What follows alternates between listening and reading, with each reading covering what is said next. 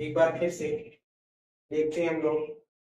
आज के टॉपिक में आप लोग पढ़ेंगे डीएनए का द्विगुणन। देखिए,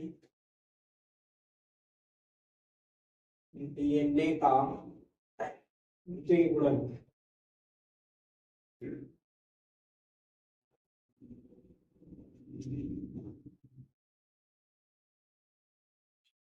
देखिए, ये डीएनए का द्विगुणन होता क्यों है, कैसे होता है और कहाँ पे होता है, हम इसके बारे में जानेंगे। देखते हैं डीएनए का द्विगुणन या डीएनए रिप्लिकेशन।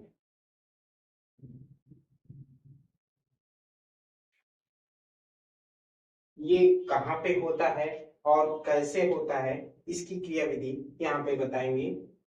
देखिए, डीएनए के द्विगुणन की खोज किस वैज्ञानिक ने किया था? तो मेसेल्सन नामक वैज्ञानिक ने किया था। मेसेल्सन नामक वैज्ञानिक ने किया था सन 1958 में।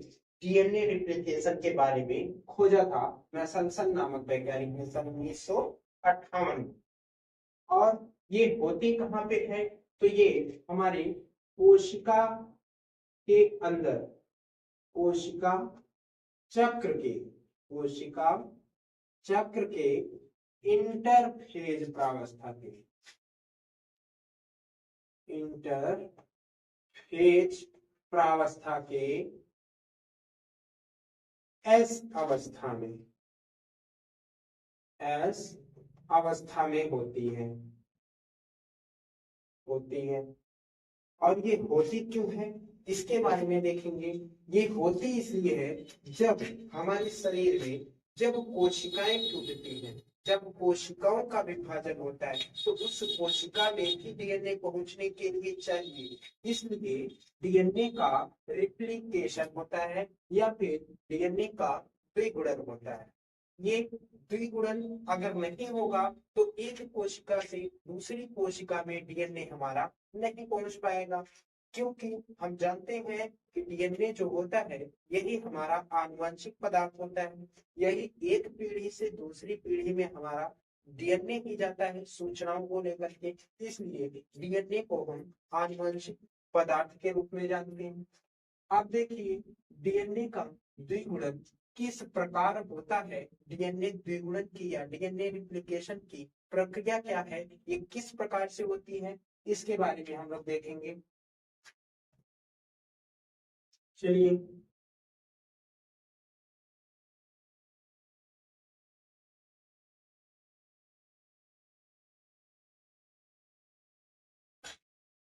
ये है हमारा डीएनए।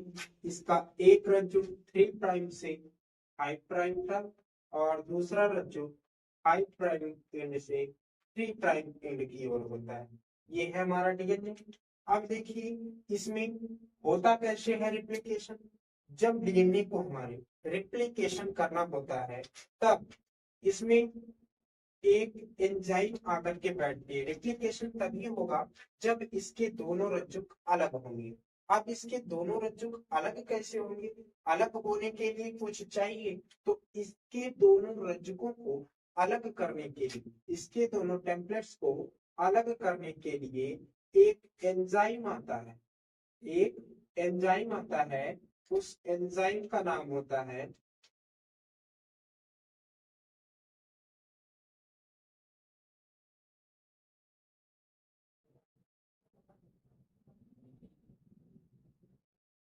Helicase enzyme.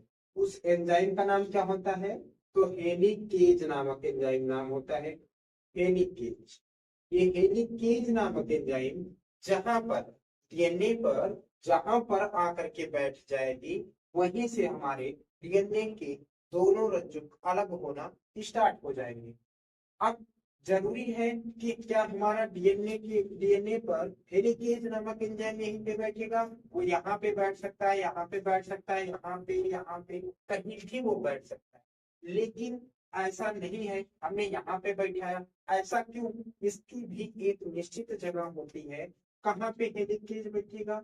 जहां पे हमारा प्रमोटर स्थित होगा, जहां पे हमारा प्रमोटर स्थित होता है वहीं पे हमारी हेलिकेज नामक एंजाइम आकर के बैठ जाती है और इसी प्रमोटर को डीएनए की आंख कहते हैं। डीएनए की आंख कहा जाता है इसी प्रमोटर को।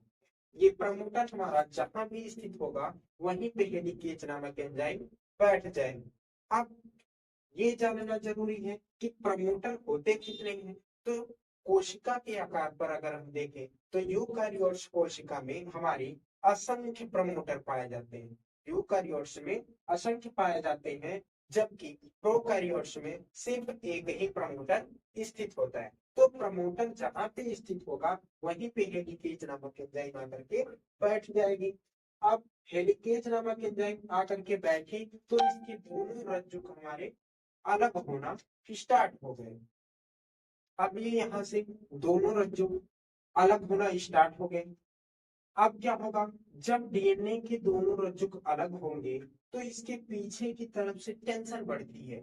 इसमें इसके ऐंठन में और भी ज्यादा मुड़ावा आ जाता है, ये और भी ज्यादा जटिल होने लगती है। तब इसकी जटिलता को, इसकी टेंशन को दूर करने के लिए एक एंजाइम और आती है जिसका नाम होता है टोको आइसोमरेज एंजाइम। टोको आइसोमरेज एंजाइम, ये एंजाइम जब आती है तब डीएनए की जो पीछे की तरफ से टेंशन बढ़े है इस टेंशन को दूर करती है ताकि डीएनए हमारा ना टूटे। इसको टूटने से बचाने के लिए ये टोको आइसोमरेज एंजाइम आती है और इसके टेंशन को दूर करती है। अब इसके एक रज्जुक में 3 प्राइम से 5 प्राइम वाले रज्जुक में डीएनए का तो पूरी तरीके से ये द्विगुणन होता है। नए डीएनए का निर्माण इसमें होता है। 3 प्राइम वाले से 5 प्राइम वाली दिशा में डीएनए का निर्माण होता है, जबकि 5 प्राइम वाली दिशा से 3 प्राइम वाली दिशा में खंड खंड के रूप में डीएनए के दूसरे रज्जुक का निर्माण होता है। अब इन खंडों को हम ओकाजाकी फ्रैगमेंट कहते हैं। क्या कहते हैं? ओकाजाकी फ्रैगमेंट कहते हैं। इन खंडों को ओकाजाकी फ्रैगमेंट बोला जाता है। ये खंड खंड के रूप में हमारे दूसरे रज्जुक का निर्माण होता है।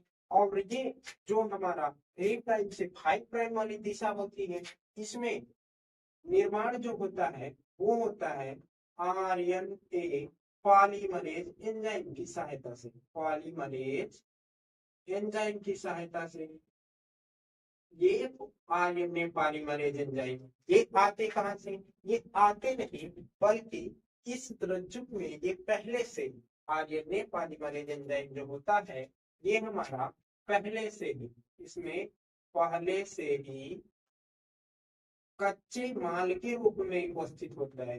कच्चे माल के रूप में ये पहले से ही कच्चे माल के रूप में इस रज्जुक में उपस्थित रहता है।